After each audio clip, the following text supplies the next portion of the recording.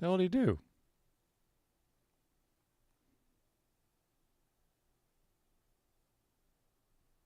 The hell did he do?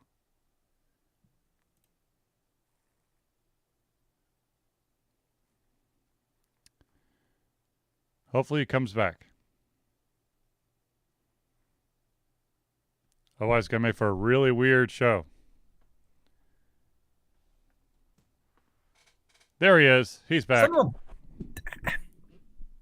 Like, I don't get it. Like, I'm on Zoom all the time for work. I never have a single issue with it. I don't know what the hell it is about Google Meet to my connection. Don't know what to tell you, dude. Don't know what to tell you. Piece of shit. That's all it is. Piece of shit. Hold on.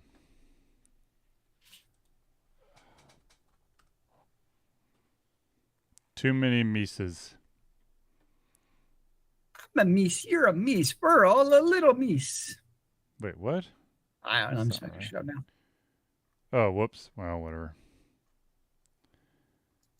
According to Facebook, I apparently am playing Legend of Runeterra, but I'm not going to change that. You're going to multitask, play Legends of Runeterra while playing the podcast. Yeah, exactly. Oh, yeah. Like, I've played enough Legends of Runeterra as of late, so sure, why not?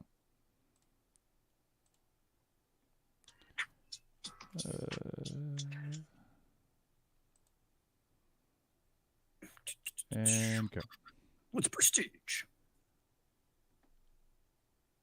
And then hello, kitty. What are you doing? Are you going to eat something? Possibly. Are you going to eat a blanket for dinner? Possibly. Is that going to fill your appetite? I don't think it will. You might think it will, but it will not. Huh. I agree. Oh, dear. I need more of you. Okay. Oh, I have none of you. That's a problem.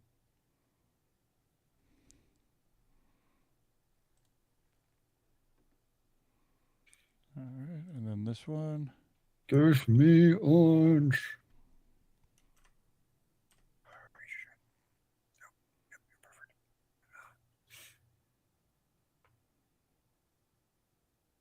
Huzzah! Is it truly a huzzah? I'd like to think so, yeah.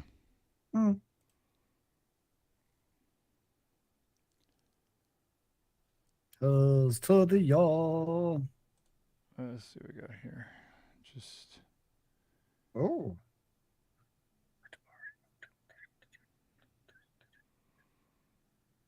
Ooh, that's really far away.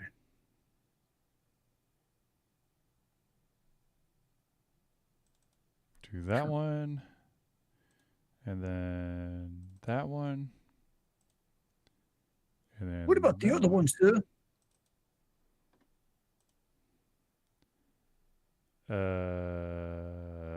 What? Si, senor. And then that one. Are you sure about that? Damn it. I don't believe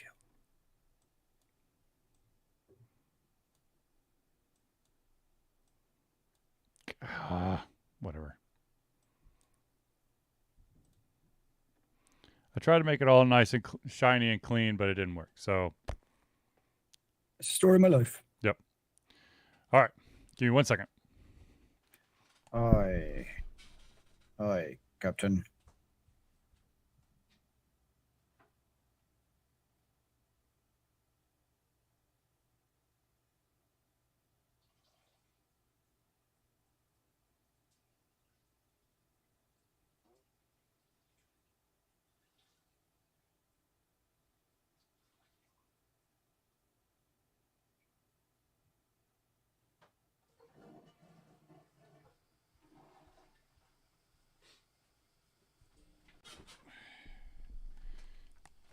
All right.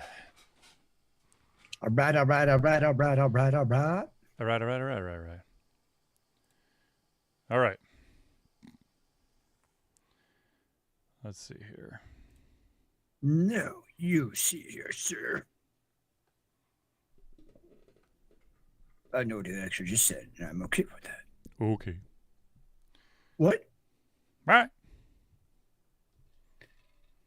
Okay.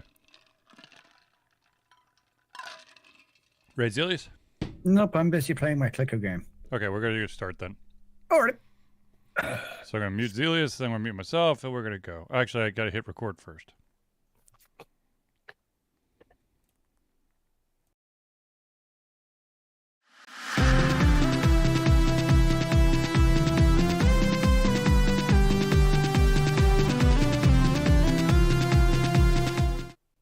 Hello, ladies and gentlemen, and welcome again to... Wow, my goodness gracious.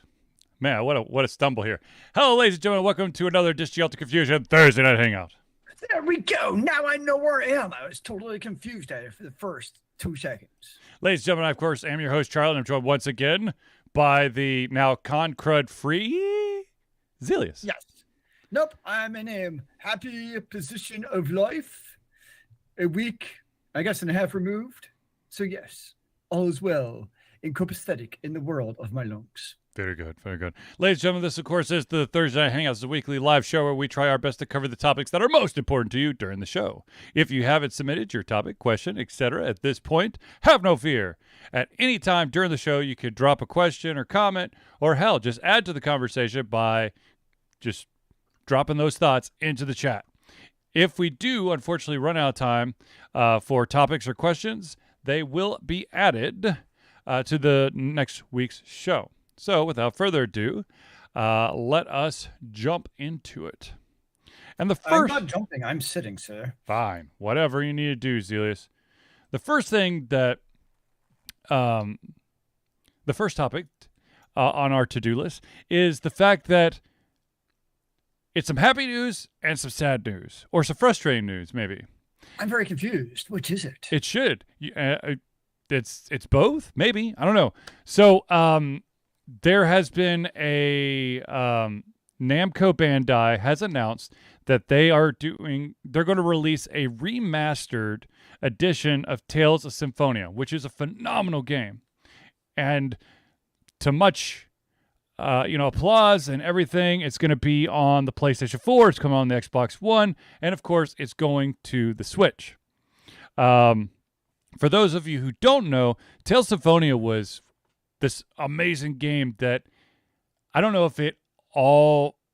I don't think it was like the game that saved the GameCube, but it sure as hell kept the GameCube afloat when it was released. I think it was... Oh, gosh. Let's see. GameCube was what? 20 years ago? No? Is that right? Many years ago. Anyways, so Tales of Symphonia remastered announcement. Everyone goes, hooray! Hooray! And then there's more. And then Bandai Namco goes, oh, and by the way, we've locked it at 30 frames a second. Huh? Exactly. I will say, I already have it on my PC. I never actually played it, but I bought it for the PC version a couple of years ago. Mm-hmm.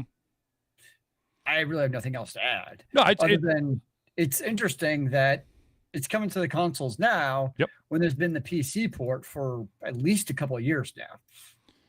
Right, but so here's the thing. In my mind, when I think remastered, I think that okay, for me, remastered means you're basically adding polish to the game. Kind of like Mass Effect Legendary Edition. Yeah. Like they didn't change the game; they just made it look snazzier, which is really all people needed or wanted. And that's exactly. So when Tales of Symphonia remastered, everyone's going, yes! Because here's the kicker. On the GameCube, 20 years ago, it ran at 60 frames per second. On the GameCube. And now you're telling me 20 years into the future of its first release, where you're going to put it onto the PlayStation 4, the Xbox One, and the Switch, 3 devices that are very capable of running games at 60 frames per second, you're locking in at 30. And it was released, by the way, on the PC 2016. So that was what, 6 years ago? Yes. Like, I don't get it. Like, I understand, like, if you're not going to improve certain assets and parts of the games. Right. But, like, why put a... I guess maybe I understand, but from a developer perspective, how does putting a cap on FPS help at all? Especially on the those consoles. Like I don't know. I mean, if you like re-released it on like a retro arcade, like plug it into your TV, it comes preloaded with games. Sure, yeah, 30 frames per second. Okay, Like, the PS5 and the Xbox One aren't going to be able to run it at 60 frames per second. Yeah, Like, yeah, that is odd. I agree. yeah. The PlayStation, and the Xbox are like, dude, Oh my God. I mean, 60 frames a second for this game would have been nothing. So I am. I mean, it's to me it seems really stupid. I yeah, it seems really stupid. But what do I know? I mean, but from my understanding, from what I've seen around the internet, I am not alone in believe in my thought of it being absolutely stupid for it to be locked at 30 frames per second. I'd be really curious to hear what their rationale is. And I'm sure that because of the amount of backlash that they've gotten, they're going to have to say something. I mean, they don't have to, but I guess my one question I would have is if they had not announced the cap at 30 frames per second, what percentage of gamers would actually notice a cap? I'm willing to wager a small percentage. It probably would be a very small percentage. But then you'd probably also, I think they went ahead and said that there was a cap simply because there are those people who literally, try to see the frames per second. Those, and they didn't want it to be a surprise, but I mean. Yeah, I mean, I guess I don't know why there'd be a cap, but I would also say from a gameplay and even graphics perspective, all that fun stuff, probably not going to be incredibly noticeable over versus being uncapped for most gamers. That's just kind of my opinion. Doesn't make it right, but I also doubt most people would notice. Right. Yeah. I hopefully there's more to the story. Hopefully they come out and they explain their weird ass rationale behind it. Instead, they can give you the remaster ×2, because 30 times 2 is 60 frames per second for an additional remaster for another $40. If you slap two consoles together, you get the real deal. No. Raid 1 consoles. Anyways, so back when you used to daisy chain the old school PS3s together to create like a supercomputer, you do the same thing. I think that's what the Air Force did until Sony removed the dual boot option. Yeah, it was the old Linux. Like they took the PS3 with the OG Linux boot and totally did that.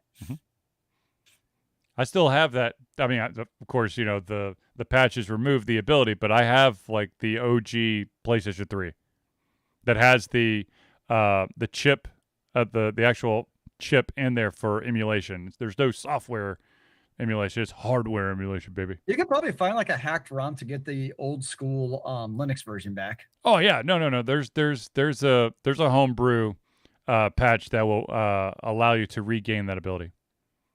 Now, that could be your work from home Linux box. I really don't need a work from home Linux box right now, but you never know. I mean.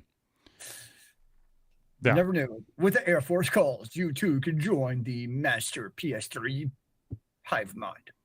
Yes, sure. Or something. Yeah, something like that. Anyways, so, I mean, we'll see. I was excited to see Tales of Symphonia get a remaster, but at 30 frames per second, whatever. It kind of deflated that balloon. I'll be more curious to see how improved from a asset perspective is it actually over the OG version, right or is it just the PC version literally just re-released? I bet you the PC version runs at 60 frames per second. Yeah, I was trying to do a quick look and I couldn't find anything quickly, but that'd be a curious thing to see later. I think the Depending on your graphics card, can't you toggle on the FPSs? Yes. No, because on Steam Overlay with the Steam, you can just have the FPS overlay. I'm I'll, I'm really sure that that the PC version has the 60 Oh yeah. frames. I don't know if any developers really cap the PC version. That'd be kind of silly. You never know. Crazier things have happened, right? Uh, you mean like capping the next gen consoles at 30 frames per second? Yep, Yeah, exactly. yeah, yeah, Yep. yeah, yeah. Capping re-release of a game that's 20 years old at 30 frames per second.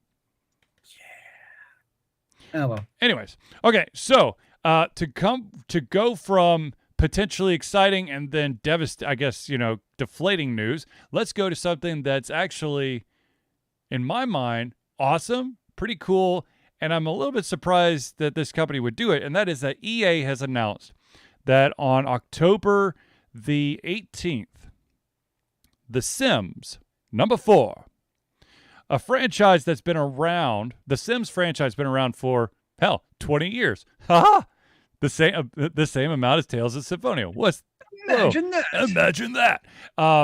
It's starting October 18th. The base game for The Sims 4 will be free. Now, of course, all of the expansions you still have to buy. But if you already own the Sims 4 before October 17th, you will get, I believe you'll get something. You'll get a little gift if you, of course, have it through EA's special little, Steam world. I can't remember what it's called. EA Play, I think it's called. If you have The Sims 4 through EA Play, either as the regular member or the premium member, then you get additional stuff as well. Huh.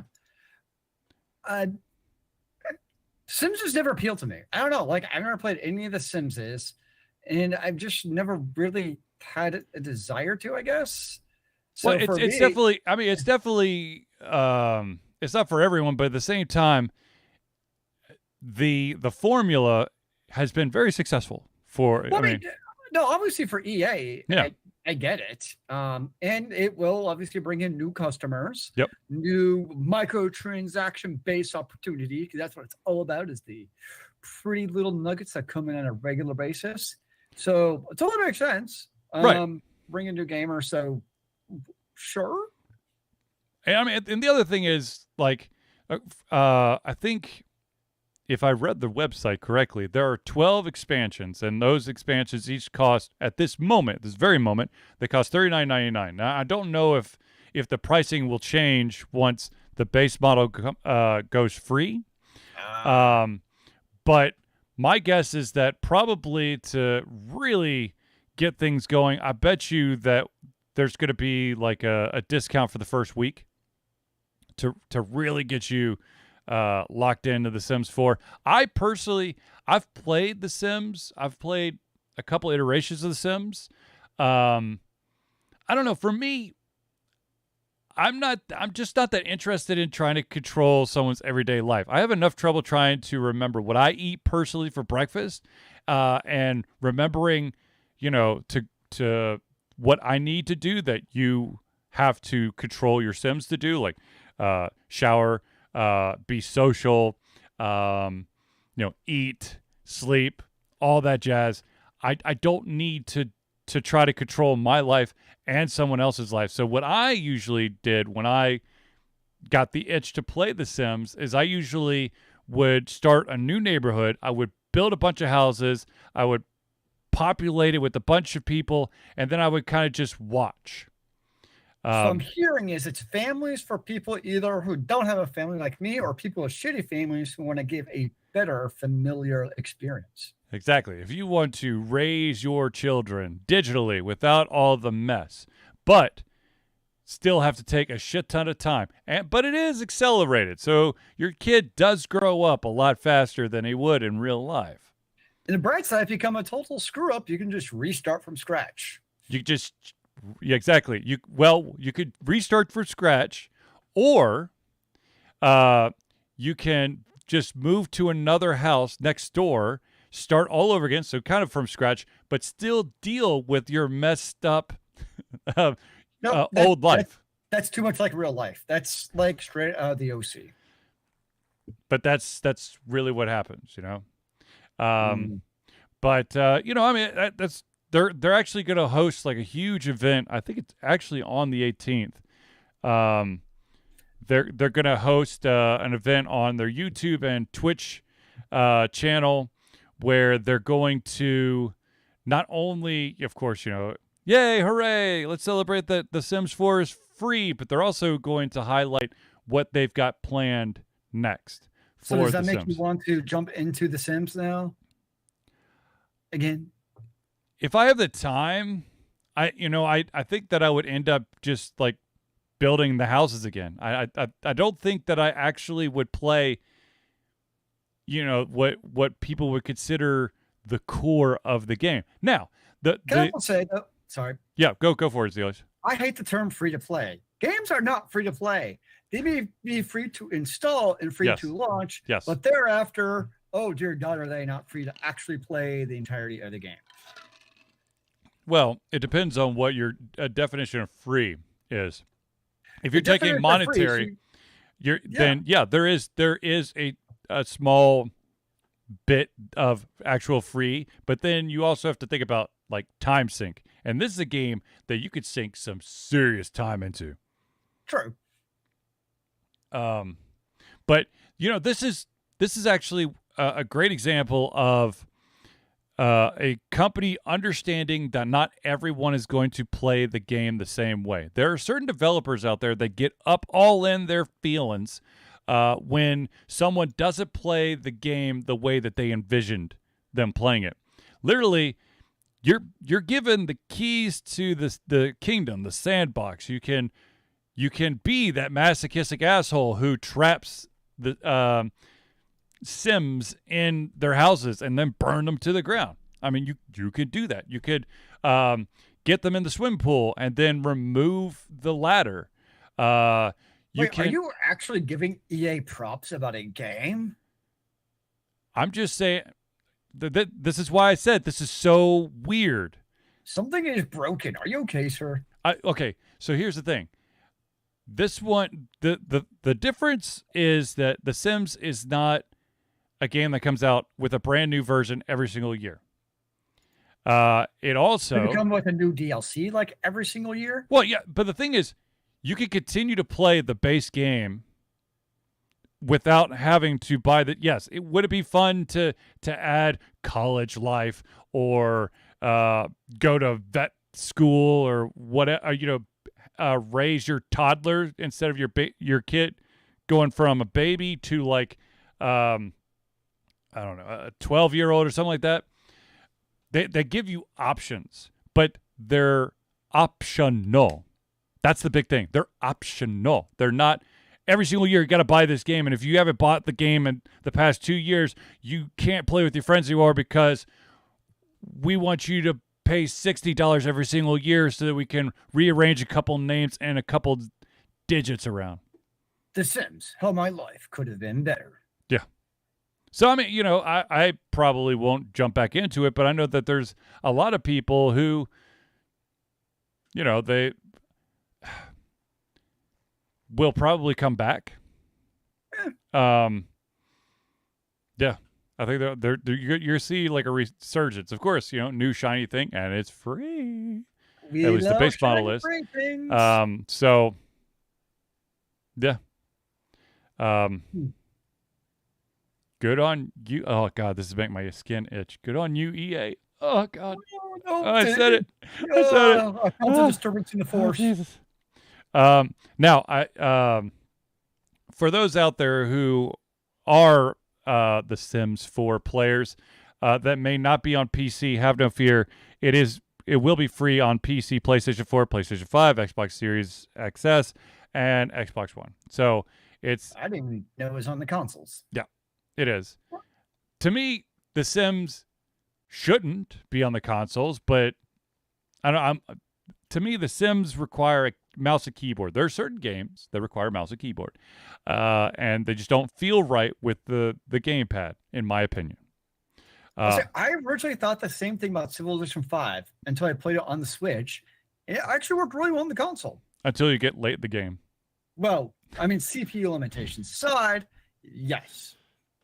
But anyways, so if you're interested, October 18th, man, they're going to do a special event on their Twitch and YouTube stream, and after the 18th, the base model is free. I'm so excited. I just can't hide it. I could tell, Zealous. I could tell. Okay, so let's go from free to play to another free to play that's coming up in October, but with caveats. And what I'm talking about, of course, is the ever impending release and switchover of Overwatch to Overwatch 2. Whoa! Now, I talked about this. I don't know if I talked about. Here's the fun fact, ladies and gentlemen. The vast majority of the topics that I talk about on the Thursday Night Hangouts, I don't really recall. I know that I've talked about them, but I don't remember when I talked about them. So we talked about them at some point in the last 8 years. Yeah, well, in the last month. I know that. Okay. Anyway, so October 4th is the switchover date for Overwatch 2. It's the official launch and also the official sunsetting and, I guess, crashing into the ground for the original Overwatch. I still need to log back into the OG Overwatch to get all my loot boxes. They'll automatically open for you on October 3rd. I don't trust the system. I don't trust the man. Anyways, so it is technically free to play. They are changing it from, was it 6v6 to 5v5? Yep. They have a plan where they are going to go to a seasonal schedule, which means every 9 weeks they will have a new season. And in that season, there will potentially be new characters, new maps, new game modes, a shit ton of skins, and maybe, just maybe, at some point, PvE. What? PvE? Now. You mean the original reason that they're doing Overwatch 2? Yes. The original reason, which has now been pushed into 2023 without a solid 2023 date. They just said that, be excited, in 2023, PvE is coming. So you mean 2024? Possibly, potentially. Who knows? It's a secret. Oh, secrets. What I can tell you is that at least when it comes to the first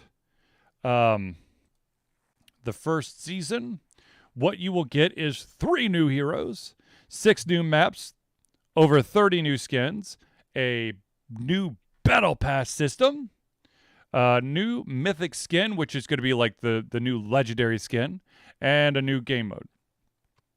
Now, some of you may have noticed or read the fact that not all heroes will be immediately available when Season 1 starts. So on October 4th, there is going to be at least one character that's not immediately available for those who are playing free-to-play.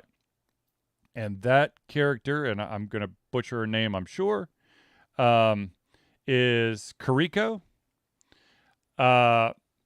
So Battle Pass. The new support. So Battle Pass. This is really free to play with ever evolving cyclical content. You are going to have this list of challenges that you will have to complete. And as you complete, you will unlock fun little doodads to personalize some skins, maybe some special emotes, at least one character or hero, whatever you want to call them. But there are two different versions of this battle pass, and I think that most people who have messed with this kind of challenges system understands that there is a free path and a premium path. The premium path, as of right now, it costs you 1,000 Overwatch coins, which is roughly around $10, I believe. And so on the free path, there is, I believe, there is 20 unlockable things that you can get when you complete these challenges. However, if you go the premium, there is over 60 additional things that you can unlock when completing challenges. It's basically 80 levels. Yep, there's basically 80 different levels, challenges that you have to complete. And of course, you can, to show your true, fandom and support and love of the game, the more you play, the more you unlock. I don't know if there is going to be a time. I'm assuming there's maybe a time limit. No, you can't do a time limit though. It's every 9 weeks. I mean, the Battle Pass season is lined up exactly with the 9 weeks that you'd already mentioned. Right. So I would assume that, most of like the cosmetic stuff and whatever, you got to complete it within that 9 weeks. But it would be a real dick move if you didn't get around, you didn't, for some reason, there was a 9-week period where you weren't able to do as much. And so you didn't, even on the free path, you weren't able to unlock the hero. And so now the hero is forever lost. They wouldn't do that. Well, no, they're very clear that, like, in this case, if you don't unlock the new hero, like in season 1, that there will be challenges in future seasons to retroactively unlock those heroes. Okay, well, there you go. So that part, they'll make sure you can still unlock. Right, but then if you want to have the fancy, shiny stuff that you may have missed out on, you could buy it in the store. There are no loot boxes this time around. There are it's basically a shop that shows you exactly what, if there's something you want that was available in a previous season, you can go to the shop and buy that exact thing. It isn't I buy a box and then randomly I will get something from the past. The first season starts October 4th. The second season will start December 6th. And for this time only, there will be an additional hero and map that will become available in season 2. In future iterations, it will be every other season that will give you a map, and they haven't really outlined how often they will pump out new heroes. And of course, at some point in future seasons, in 2023, at some point, there will be PvE. Yep. So, I mean, it seems like a pretty somewhat standard battle pass system among other games. Like Valorant has it.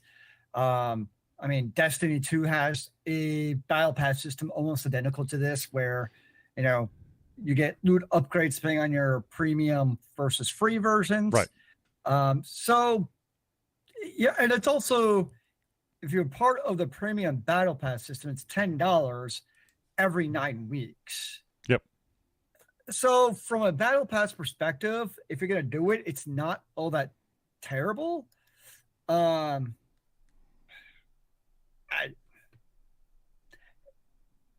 They do lean in heavily into FOMO, the fear of missing out, because during that 9 weeks, you almost like really need to grind out to get those 80 levels, or you've in a way like psychologically lost what you paid for. Right.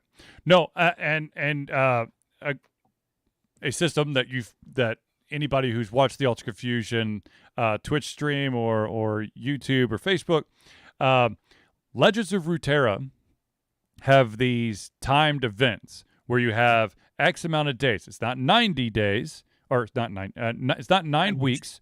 It is usually like a month or something like that. And in that time, you have the free path or the premium path. The premium path will get you some shiny versions of cards, maybe additional stuff, your gamer icon, maybe some extra points to unlock other stuff.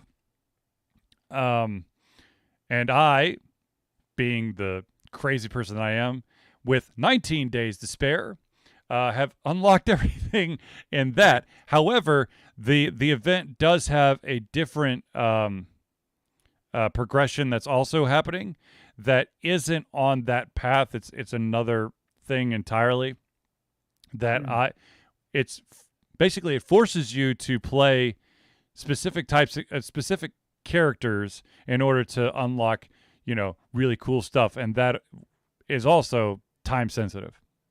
Ooh, Yep. that I'm not a fan of. Well, it's like get to level basically, so it'll be like a new champion.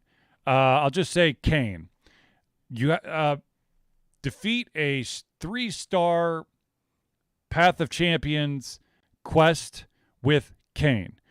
Okay. You start at 0 stars. There's no way in hell you're going to, even at 2 stars with Kane, if your level is low, because the stars are separate from your level.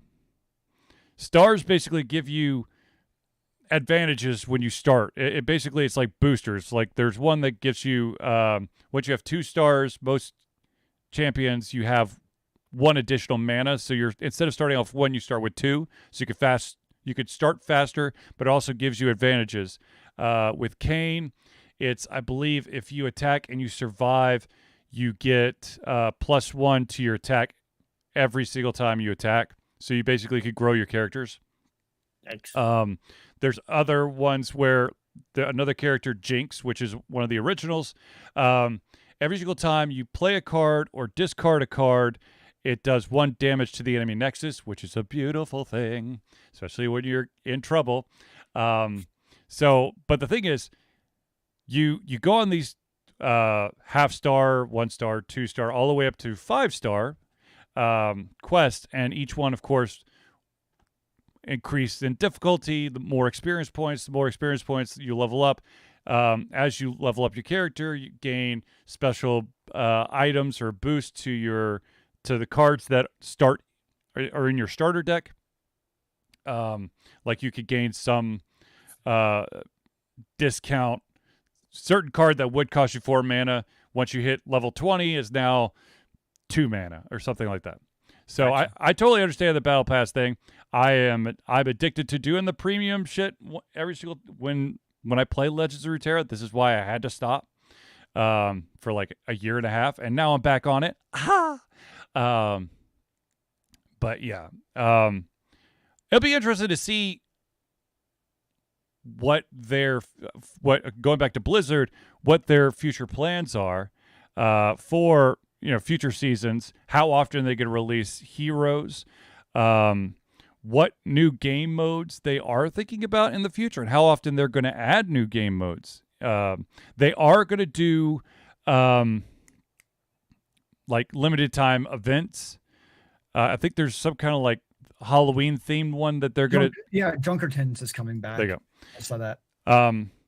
So, but the really cool thing is, and I'm the way that they phrased this makes me I don't know. It scares me a little bit, and that is that they like cross progression, play, progress, and access your content seamlessly across multiple game platforms. To me, it sounds like I could play, if I'm on my PC, I could play someone who's on the PlayStation 5. But at the same time, the way that they worded it kind of sounds like I can take my account onto PlayStation 5 so I could play other PlayStation 5 people if I want to. Or if I could, all of my, my progression is saved across all the different platforms I have Overwatch 2 on. Instead of, I'm on PC, I want to play someone who's on the Xbox, who's also playing someone on PlayStation 5. It worries me just a wee bit. It does seem like also, because I was reading a little bit of what the CEO was saying earlier about the Battle Pass, and just kind of reading between the lines, it's very clear to me that Blizzard/Activision felt like there was no more money to basically be made from the original Overwatch model, basically. They feel maybe like, if they added new content once in a I while. would say it was very clear that they obviously stopped even making content for it. And just, I think it's very clear that the publishers have basically decided, by and large, Mm-hmm. that this is kind of going to be the way going forward for free to play games. Right. It's kind of the battle pass system. I think that's what we're going to see more and more of as time goes on. Kind of gone or going away, especially for the always online games, are the days of buying Overwatch 1 for $60 and now you have it. Mm-hmm. Obviously, you could buy loot boxes, but most players didn't. Most of us just bought for $60 and hey, we're happy. I was happy. I mean, I played for years Yep. with my original purchase. I was very happy. But I think the developers have decided that, if they're going to milk it, and I kind of get it in a way because it's kind of. So, did you ever play a game called Sim Tower? Yes. So I remember Sim Tower, basically your two main ways of making money was you either built commercial or residential. Yep. And you very quickly learned that building houses was a terrible strategy because you made all this money up front, but you didn't have recurring course of income with the commercial of that ongoing monthly fee that you charged them. Yep. So you started transitioning from housing with the upfront cost to the commercial with ongoing.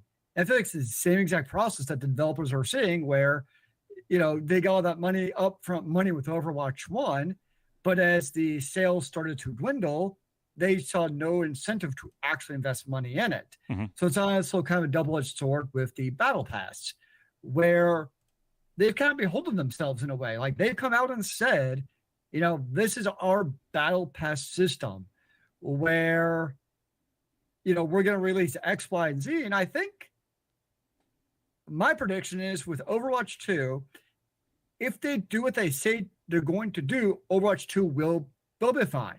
Mm-hmm. It'll do well as another FPS if they keep to that.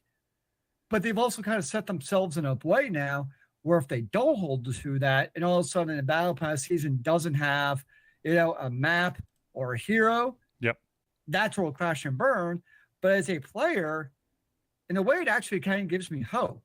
Mm-hmm. Whereas we all saw with Overwatch 1, like after a while, I mean, 2 years ago, writing was on the wall, that there was really nothing coming out for it. Where with Overwatch 2, I think it sets itself up from an income stream perspective where the developer also knows they have to release this content to keep that gravy train going. Right. So in a way, it also does kind of benefit the ongoing gamer to now you're setting a system that is going to have ongoing content at least. I mean, I know it further perpetuates the idea of, fear of missing out perception and always online, you're always licensing, you never own anything. I totally get that.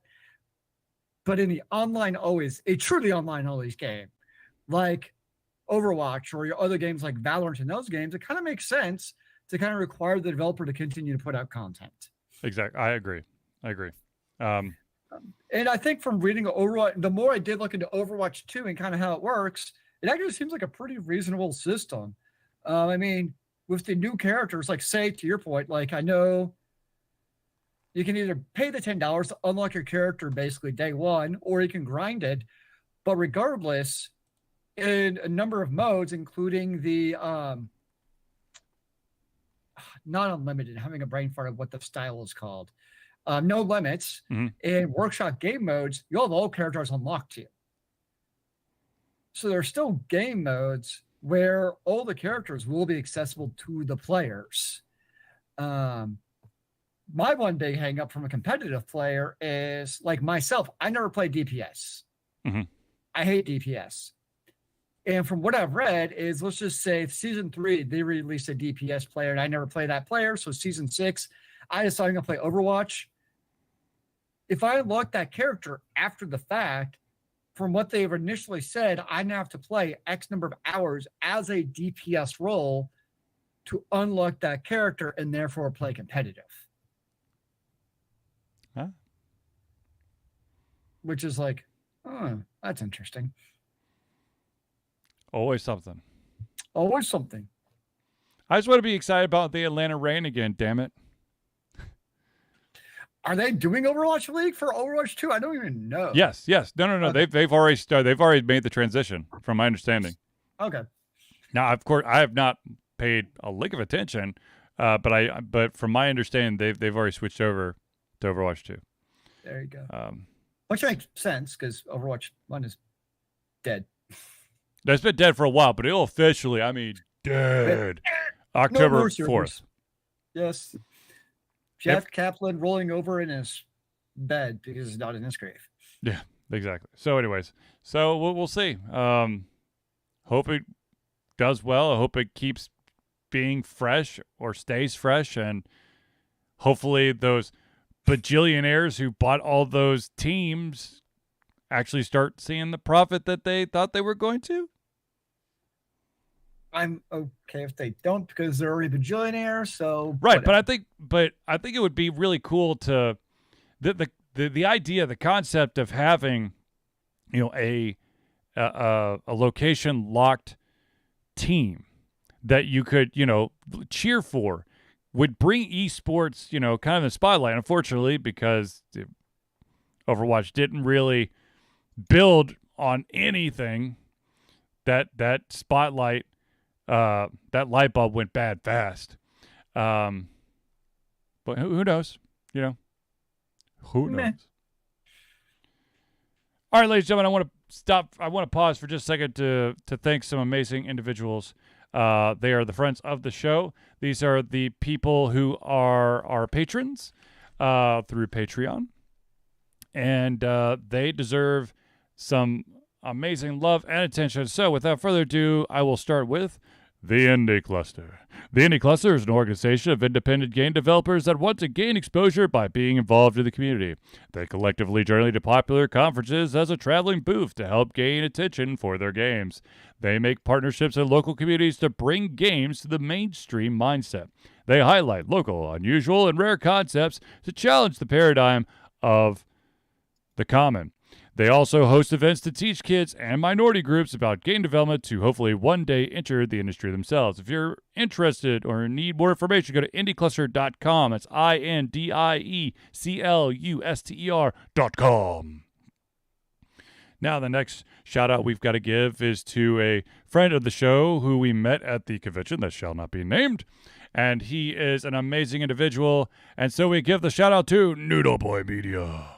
Founded in 2015 by Andrew Tran, Noodle Boy Media, previously Whack Kid 47 Media, is your choice for professional photo shoots and panel recordings at conventions. They pride themselves in providing a high level of professionalism, top-notch experiences, and quality services. If you want more information and to view their full list of services, check out facebook.com/noodleboymedia. Now, I do want to say that since Noodle Boy has been moving up in the world, his convention schedule has gotten a little bit more restricted, but have no fear, he's still doing a ton of conventions. He's still doing an amazing job, and you still need to book him if you go to one of his conventions because he is phenomenal. Nice. The next shout out we have to give is to the man, the myth, the legend, that of course is Dr. Ryan of Hero Chiropractic. Hero Chiropractic is a unique healthcare practice set up by Ryan Moore, the company's focus to elevate a patient's experience of freedom, creative expression, and joy. They believe that everyone can be a hero and has incredible heroic potential inside themselves waiting to be unleashed. Hero Chiropractic focuses on mobile chiropractic care in the greater Atlanta area. They are committed to healing clients by creating a plan of action uniquely suited for each person.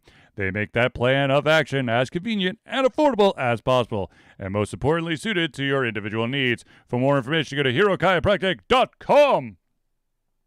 Also, I have an appointment with Dr. Ryan next week, which I'm super excited about because I need some adjustments in my shoulders. The next shout out we have to give is to the amazing maestro himself who helped create the intro and outro for Ultra Confusion. I'm talking about Crosspad Creative. Need a new logo or want to work on a full branding and content strategy? Or maybe you need music or audio for your content, just like Ultra Confusion. Crosspad Creative offers a whole host of solutions for individuals and small businesses. Just email Josh at crosspadcreative@gmail.com and see what he can do for you. The final shout out we have to give is to an amazing individual who's been one of our longest supporters and patrons. And that, of course, is Agile Axiom. By day, Axe leads both a development team and system administration team working with satellites at NASA's Goddard campus. But while not in meetings, and many times during, he is the Agile evangelist Agile Axe, championing the philosophy of Agile and trying to make the world a better place for software developers, testers, system admins, and software projects the world over. Decades of experience in software development and leading Agile teams are brought to bear against evil processes, inefficient work, and bad habits. For more information, go to agileaxiom.com. That's AGILEAXIOM.com. And if you're interested, that amazing individual has also written a book. It is called Is That Agile? Common Processes for Development Teams. Now, since we told you about the friends of the show, ladies and gentlemen, I do want to point out that you too can become a friend of Alter Confusion of the show. And in order to do that, what you need to do is you need to become an Alter Confusion patron. Ladies and gentlemen, Alter Confusion survives on the love and support of fans like you, and so we have a Patreon page. Patreon lets you, the fans, lovers, haters, demigods, interdimensional beings, gods, demons, aliens, supporters, and more to become active participants in the work we love through a monthly membership. This gives you access to exclusive content, community, and insight into our creative process. In exchange, we gain a bit more freedom to do our best work and the stability we need to build an even stronger creative career. Currently, we have 2 tiers. That's 2 tiers at your disposal that you can become a part of. There is the $1 tier, that's $1 a month or $12 a year tier, and what that will get you is the ability to take part in patron-only posts to help shape the future of Alter Confusion, as well as early access to all of our playthroughs. Now, if you want to get a little bit spicy and jump up from the $1 tier to the $5 tier, which is $5 a month or $60 a year, not only do you gain everything at that $1 tier, but you also gain the ability to have your name or organization added to our Friends of the Show for every single Thursday night hangout.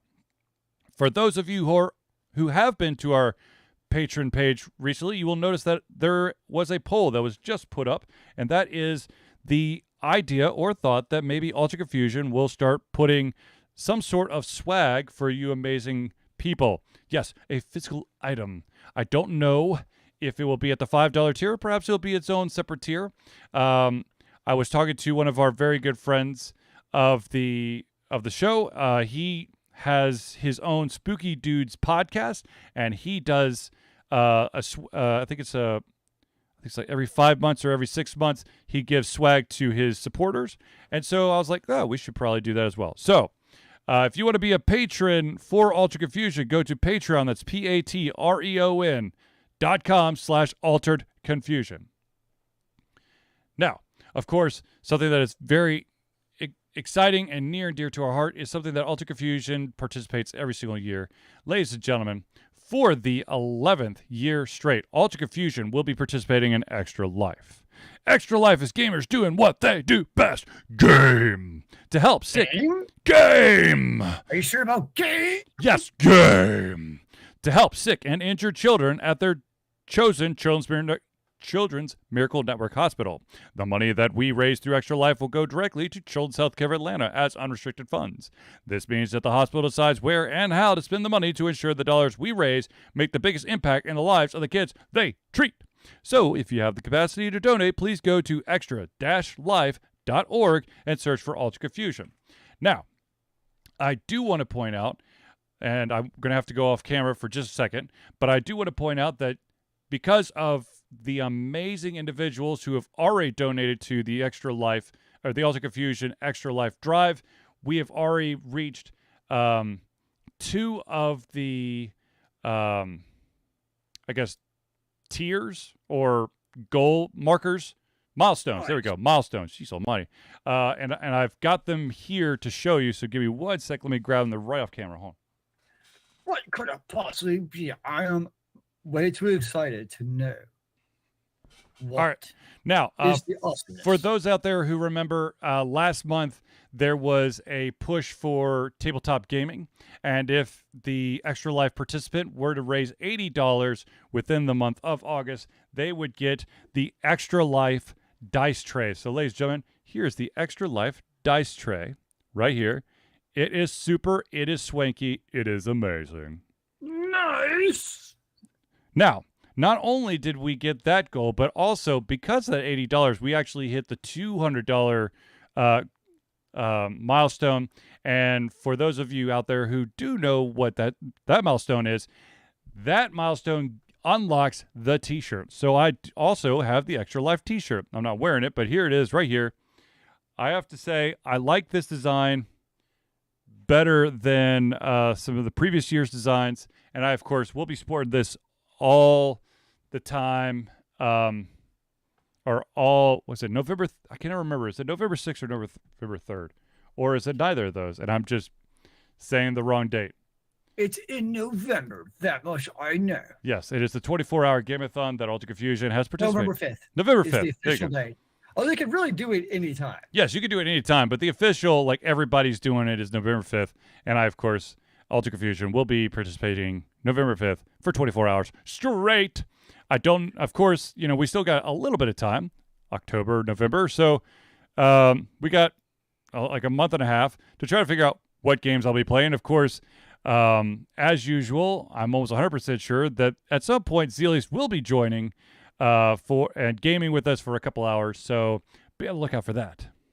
Apparently, the top thing on Extra Life is the Magic the Gathering group at $771,000, $450.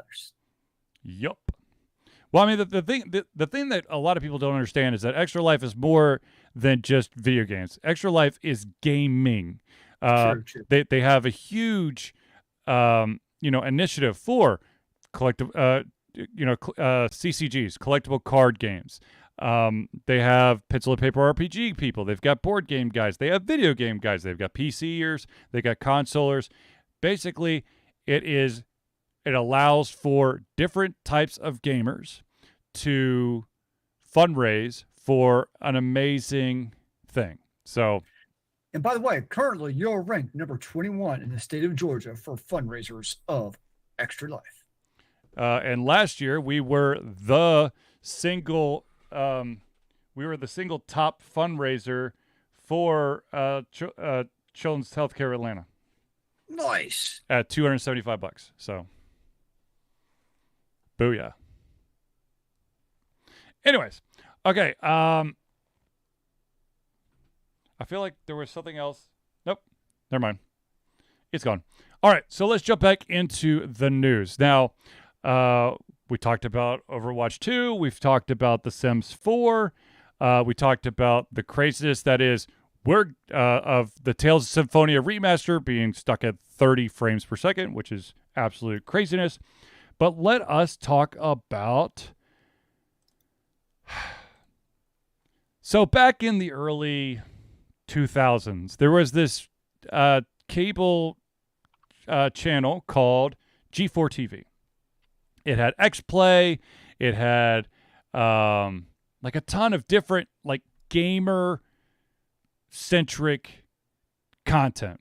And of course, it unfortunately kind of fell off and got switched over to more of like a manly man frou-frou, like almost like a GQ channel.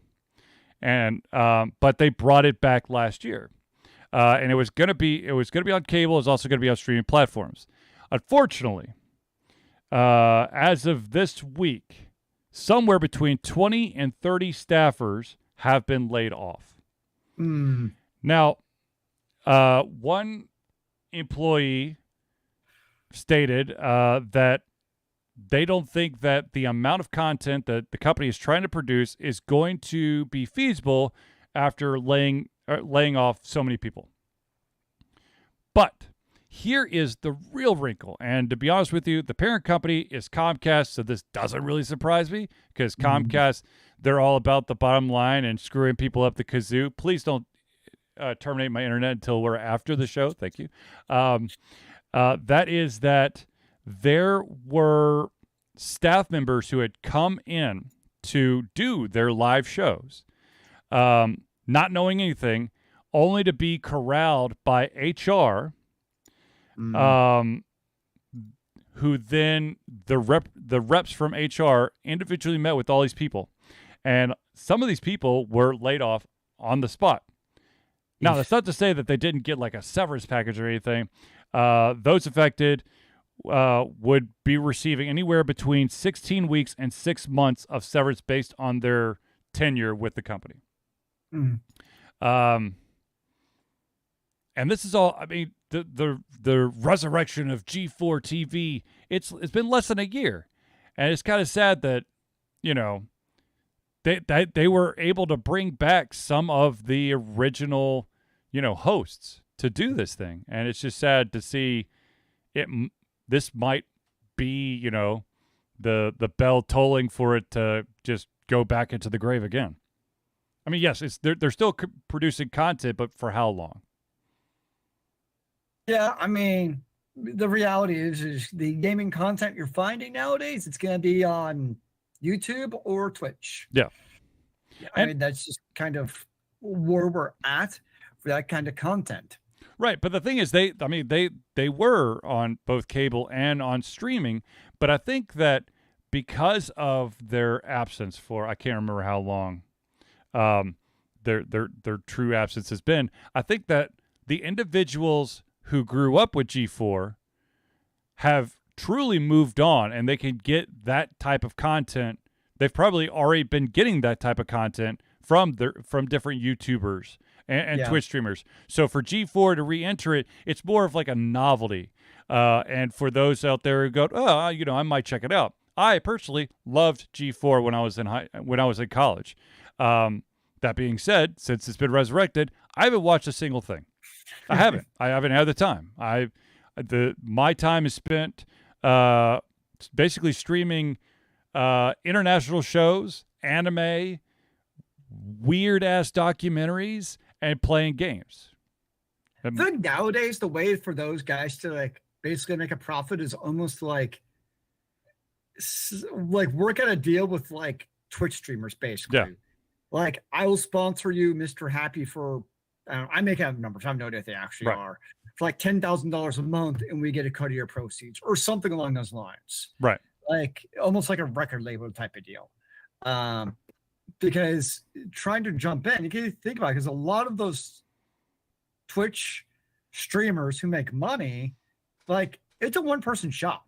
It's not like you have like probably possibly their spouse helping out too. But it's not like they have like a whole company, and also, you know, probably because it's a Comcast company, then they also have all the exec levels and the C levels and all other stuff who have to justify their existence. Which typically, unless you're like one of the huge names, the income structure just isn't set up that way for your streaming services. So it launched in 2002 and then shut down. Let's see here. Where's the date? 2014. So, I mean, it lasted 12 years, and then it got relaunched 2021. But that's 7 years of, and in the digital world that we live in, 7 years is like 70 years. I mean, 7 years is kind of really the rise of always on Twitch, if you think about it. Yeah. That's really when the huge streamers and the big names have really come to be, you know, that monetization. They were almost like ahead of their time, really, if you think about it. Yeah. Like that happens sometimes. But yeah, trying to come back now is probably not going to work out. I think, as we're kind of seeing. Yeah, exactly. So, but now I do remember the OG G4 because it was one of the old ways to get like mainstream video game news. It was really the only way back in the day. Yep. There was X Play, there was Attack of the Show, there was Hell, for a bit they did. They even had American Ninja Warrior on there. Oh They had yeah, Web the Soup. old school version. Yeah, man. The screensavers. Um, I mean, there was some really good content out there, but unfortunately, it just they took too long off. To be honest with you, but Yeah. Well, hopefully they can restructure and some version of G4 will continue to thrive for old time's sake, but we'll see. yeah, unfortunately, I'm not optimistic, but that's just me. Yes. Now, speaking of things being resurrected, let's talk about the fact that for some of you out there who know of this thing called Dungeons and Dragons, um, Dungeons Dungeons and Dragons? yes, What's Dungeons that? and Dragons, a pencil and paper RPG, um, Ooh. that was created by Dave Arneson with assistance to Gary Gygax. Come at me, fools! I know it's gonna piss a lot of people off, but it's the truth. Dave made it, and Gary just marketed it, and then Gary tried to take all the credit. Boom! Mic drop. Walk away. Anyways, the original company that published Dungeons and Dragons was a company called TSR. TSR, of course, went belly up. Wizards of the Coast bought up the rights to Dungeons and Dragons, along with a shit ton of other things. And so time went on. Now, TSR has reformed with the help of Gary Gygax's son, Ernie, in 2019. And they are basically marketing this new game that they're calling, let's see, how do we want to, an original, TSR original role-playing game called Star Frontiers New Genesis. Now, without going too much into all the legalese, basically, Wizards of the Coast are now fighting with a lawsuit against TSR LLC because the Star Frontiers, the system that they use is very much like Dungeons and Dragons. Well, I'm not going to get into all the things, but It uses dice. it uses dice, so it's got to be Dungeons and Dragons. Damn it! It's a D20 system, so it's Dungeons and Dragons. They should have used cards like some other game I know. That's called the Fate system, by the way. I was actually thinking of Capers. No, I know, but that's all. But Capers use the Fate system. I don't know. I didn't know that's what it's called. Yeah, it's called the Fate system. Anyways, but here is the problem. Star Frontiers, New Genesis, has a couple of issues that because TSR is basically, strutting that stuff, saying, we're the true creator of Dungeons and Dragons. Dungeons and Dragons being attached to this property, for better or for worse, and it's a lot worse right now. The problem is that there was a test build of Star Frontiers that was leaked back in July, and in this test build, there are a couple of cringeworthy things in it. The first thing is, and this is an excerpt from the test build, races in Star Frontiers New Genesis are not unlike races in the real world. Some are better at certain things than others, and some races are superior than others. Okay, so, that sounds a little iffy, but let us move on. There's also, apparently, in the documentation, a quote-unquote Negro-like race that is described to be a sub-race in the game to have average intelligence with a maximum intelligence rating of 9, where there is a quote-unquote Norse race with a minimum intelligence rating of 13. So basically, this kind of feels like futuristic KKK all of a sudden. What the hell is going on?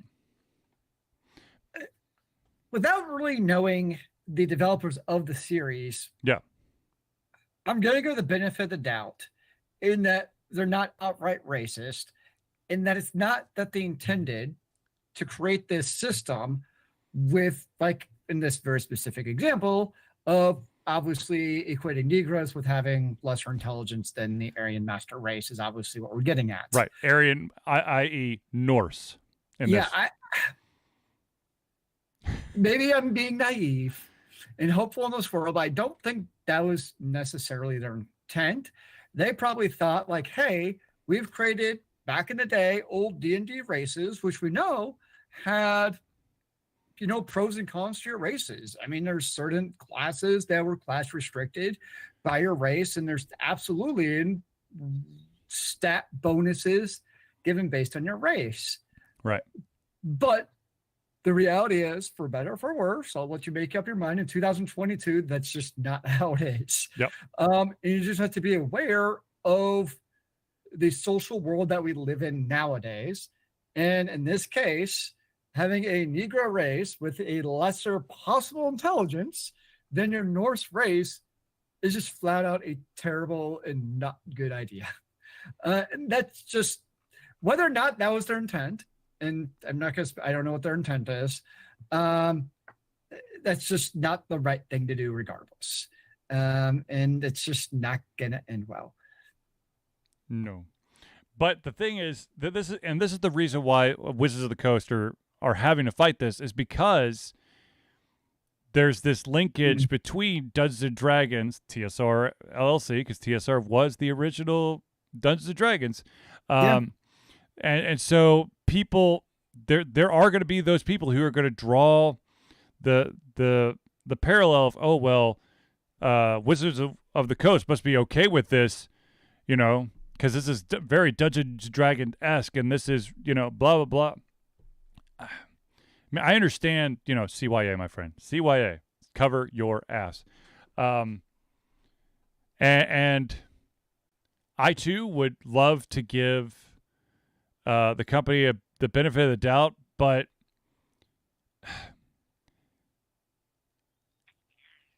I'm kind of having a hard time. I guess maybe that's where I was coming from, was giving the benefit of the doubt. But I think they're going to have a very, very much uphill battle in this case. The thing is, look, here's the thing. You're absolutely right. With when it comes to Dungeons and Dragons, there are different races, and there in certain races, as reported, there are some are better at certain things than others. Absolutely. You are not going to see a very agile dwarf. I mean, you could get enough stat bonuses, whatever, but your base model of a dwarf is not going to be anywhere near as agile as an elf. I mean, it depends. Can you throw a dwarf in the game? Does that add to his? Does that gain agility points if he's being thrown? I don't know, but no, seriously, I think one of the biggest issues is that because Dungeons and Dragons has been around forever, and we've kind of, we've grown up with this. We have this picture of this is what an elf does, this is what a dwarf does, and then you have someone brand spanking new introducing all these races and not being very careful with the type of words that they're using. Like, when I think Norse, I am not going to think African American. I'm not going to think Asian. I'm not going to think Indian. I am going to think white people. Honestly, I think Norse. So in the context of what you said, obviously went a different route. Yeah. But if you just came to me with Norse, I would actually go with Viking. Well, yeah, absolutely. Right. But have you seen an African American Viking? I mean, I'm sure there are those out there, but I'm actually trying to think if they actually had anything in the Viking series. I don't think they actually had any African. I mean, it would make sense that there's not. Right. But there may have been when they traveled, like, on the Silk Road, because they did that in later seasons. It's possible there. But, like, in Norway, I mean, it's Norway. Right. I think in the day. I mean, here's my thing.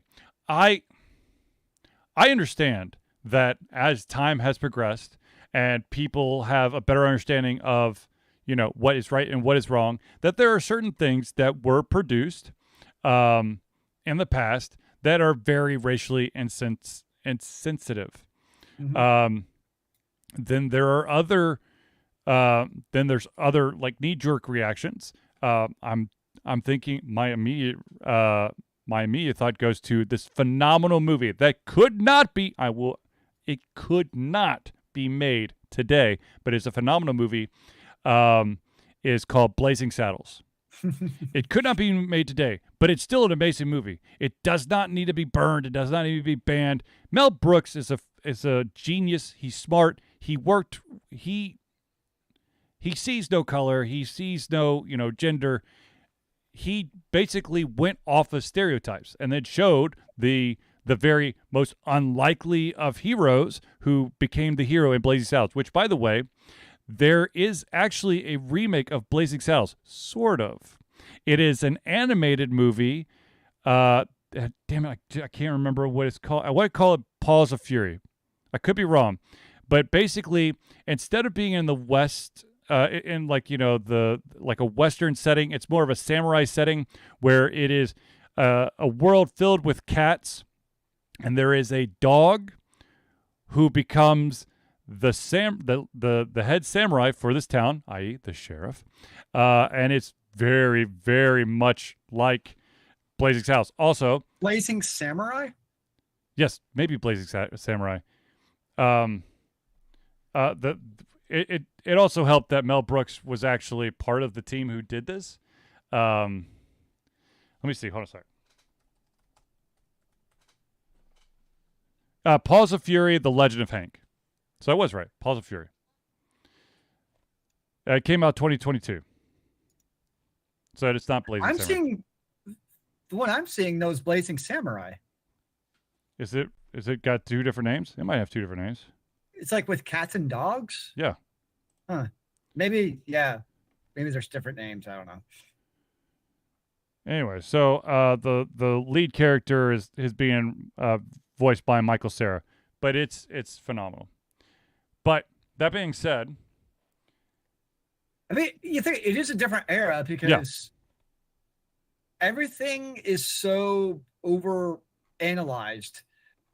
I mean, think without getting, I'm not going to get deep into it, but look at what happened with the casting of Ariel. yes, The Little Mermaid. Absolutely fucking stupid that it is that people are in arms in it. I mean, wow. But you take, to your point though, you take what's happening with that, and then you try to put Blazing Saddles as a new release in 2022. Yeah. And the thing that sucks about it is we're ending up with the Trenches of the Earth, like Scary Movie 37, which is just dumb, stupid humor without actually being good. Right. And that's the thing that Mel Brooks movies did so well is they took also kind of almost, yeah, they did those things really well.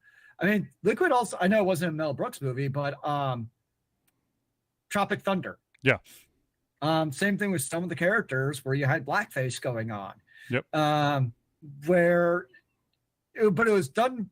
It's also in how it's done in the context of those movies. And I think that's it though. I think that in order to, I mean, okay, let me back up real quick. I am not an IP owner that's being associated with a potentially racist entity, and we lost Zelius. But that being said, I think that an individual needs to do the research and understand the context of what the property is before they say something. Now, of course, ladies and gentlemen, we live in an era where everyone has to basically shit out news every 30 seconds, and there's no such thing as fact checking anymore. God damn it, there's no fact checking. If we get it wrong, we retract it. We retract it, But I part of me wants to give this company the benefit of the doubt, but part of me, I don't know, I'm still a little saucy when it comes to who actually created Dungeons and Dragons. So yeah. Yeah, I can see that. Yeah, I don't. It's complicated, Yeah. and I think that's part of it.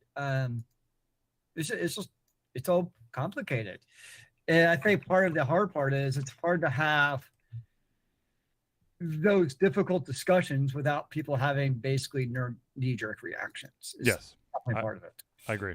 I agree. And now, and like I said, I am not the IP owner of something that's currently through, you know, some means being kind of connected to a potentially racist situation. So I understand what Wizards of the Coast has to cover their own asses. No, I get.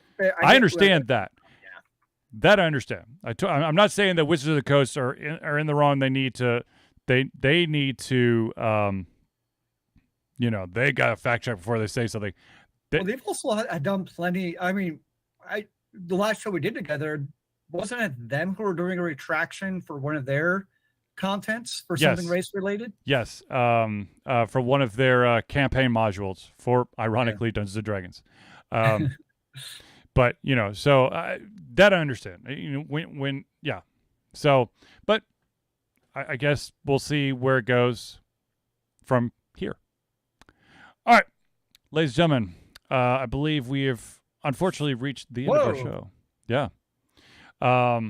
But it has been a pleasure to have a co-host and not try to do the show solo. Like last week was a little rough with not being able to have that back and forth. But with that being said, ladies and gentlemen, I want to thank everyone for tuning into the Ultra Confusion Thursday Night Hangout. For myself, Charlie, and Zelius, it's been a pleasure giving you the camera heads, our mouths, and of course, our hearts. We'll be back next Thursday for another Ultra Confusion Thursday Night Hangout. Remember, kids, keep on gaming in the free world. Amen to that, brother.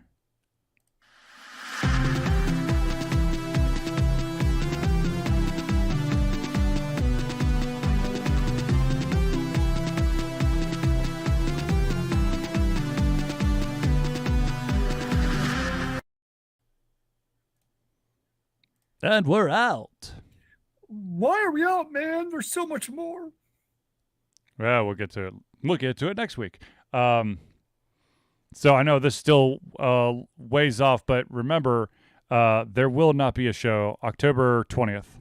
What? I will be in downtown Atlanta to see the traveling Clerks 3 viewing where Kevin Smith will be in the audience. Nice. Yeah. And then tomorrow, I'm going to a concert to see two bands that I've heard of, but I've never actually listened to. So, should be interesting. It's Kill Switch Engage and, was it Lamb of God? Oh, wow. Yeah. You're going to go see some metal music, my friend. Yeah. Nice. Yeah. I was like, because our longtime supporter of Ultra Confusion Thursday Hangouts, our good buddy Jason, had an extra ticket. He was going to give it to me. He's like, yeah, we're going to go to the Roxy. And then it dawned on us that before COVID, the Roxy is not where it is now. Before COVID, the Roxy was in Buckhead. Now, the Roxy is in the Battery. Oh, by the way, there's also a Braves game happening tomorrow night. Nice. At Truist Park. So that should be an interesting experience. That should be fun. You'll be fine. Yeah, it went fine. Yeah, fine. You're fine. What could go wrong? Yeah. Better. I told him, I was like, look, I may not know the music, but I've got rhythm. I know how to headbang, and I could get into good music. And he goes, sold. Sweet. That should be good. I think, I probably have heard a couple of their songs, but I couldn't name them. We'll see. I know of them, like tangentially, just probably from some of the stuff I listen to on YouTube. Yeah. But yeah, I mean, I know it's something I go out of my way to see, but if I was able to go back, sure. And and this will finally be my first time over at the Battery, so. I I like the battery. The battery's cool. And maybe I can sneak a peek at where the potential new Battle and Brew location will be. No, because there's a lot of gamey type of places around there. Whether you have like the big bowling alley type of things and that kind of shit. Yeah. So. Lots of places to drink and eat. I mean, there's a lot of competition there.